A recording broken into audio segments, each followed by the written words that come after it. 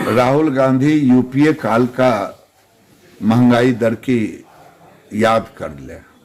उस समय न कोई यूक्रेन रूस की लड़ाई हुई थी, और आज भी जो 10 साल यूपीए में सरकार में महंगाई दर रहा, उससे 2 अंक नीचे ही है। और पूरे दुनिया से भारत में महंगाई दर सबसे कम है। इसलिए राहुल गांधी जी केवल बोलना जानते हैं, उस पर बहस करने की हिम्मत नहीं है। सदन खुल रहा है, महंगाई पर बहस करें।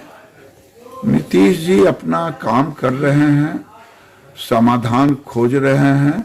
17 साल में सरकार में रहने के बाद भी इनको न समस्या मिला न समाधान की। एक दारू समस्या मिला है, उसको दूर करने में लग रहे हैं, लेकिन दारू भगवान हो गया है। दिखता नहीं दारू भगवान की तरह। भगवान सब जगह है, लेकिन भगवान दिखते नहीं। और दारू सब जगह मिलता, लेकिन दिखता नहीं। नीतीश जी यही समाधान कर दें तो बड़ी कृपा होगी इस राज्य पर। जो 17 साल मुख्यमंत्री रहने के बाद समस्या और समाधान खोजने चले हैं, ये दुर्भाग्यपूर्ण है। नीतीश कुमार जी बिहार में जीविका दीदी करके काम करने का, लेकिन उसके जीविका का उन्नति कैसे हो। अभी नरेंद्र मोदी जब सत्ता में आए थे तो केवल 2 करोड़ 35 लाख दीदियां पूरे देश में जुड़ी थी, और 80,000 करोड़ उनको बैंक लिंकेज था। पूरे देश की बात कर रहा हूं मैं, बेगूसराय की बात भी करूंगा, बिहार की भी कहूंगा, उसी प्रोपोर्शनेट में। और एनपीए था 9.58। आज मोदी जी 9 करोड़ दीदी हो गई, 6 लाख करोड़ बैंक से दिए हैं, और 3% इंटरेस्ट में छूट की पैसा देते हैं। और उन्होंने मेरे मंत्रालय को और मुझे कहा है कि दीदी लाखपति बने। तो आज जो काम अभी तक नहीं हुआ था, नरेंद्र मोदी इन दीदियों को लाखपति बनाने के लिए राज्यों के साथ संपर्क करके करवाने का काम कर रहे हैं। इसीलिए नीतीश कुमार के मीटिंग में आजीविका की दीदियां अगर नरेंद्र मोदी की तारीफ की तो इसमें किसी को दुख नहीं मानना चाहिए। राहुल जी को तो खुद ही पता नहीं हो, तो कहते हैं मैं राहुल नहीं हूं, मैं राहुल नहीं हूं। वो राहुल मर गया। जब सबको उनको खुद नहीं पता है वो क्या बोलते हैं।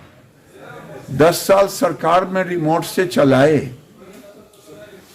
तुष्टीकरण की तो ये सीमा कर दिया, कहा कि इस देश में धन दौलत जो संसाधन है, देश का संसाधन, उसका पहला अधिकार अल्पसंख्यक का होगा, मुसलमानों का होगा। यही उनका 10 साल का सरकार का निचोड़ निकला था। ये क्या बोलते हैं, क्या सोचते हैं। भारत यात्रा में तो केवल टुकड़े टुकड़े गैंग से जुड़े। मुख्यमंत्री नीतीश जी हैं, और अब जो हालात है कि लगता है कि अधिकारी मुख्यमंत्री की बात नहीं सुन रहा है। अब तेजस्वी इस सरकार पे हावी हैं, और नीतीश जी सुना है कि जो वादा किए हैं वो नहीं निभा पाए हैं। तो कहीं ऐसा ना हो जाए कि तख्ता पलट हो जाए, कि मुख्यमंत्री कहे कि ये समाज को तोड़ने वाली, मैं सभी धर्मों की बात करता हूँ, रामायण को अपमानित करने का काम किया, तो भी इनको मंत्री को निकालने का अधिकार नहीं है। तो लाचार ही तो है। ये तो नीतीश जी की सरकार की खूबी है, और उसी समाधान में बेचारे निकले हैं। वो बच्चों से जनगणना कराएंगे, उसका समाधान खोज रहे हैं। तो पता नहीं, जापान 12 साल में परमाणु बम गिरने के बाद खड़ा हो गया, ये 17 साल के बाद भी समाधान और सब खोज रहे हैं। अगर केंद्र सरकार का काम यहाँ नहीं होता तो शायद ये मुंह दिखाने लायक नहीं रहते।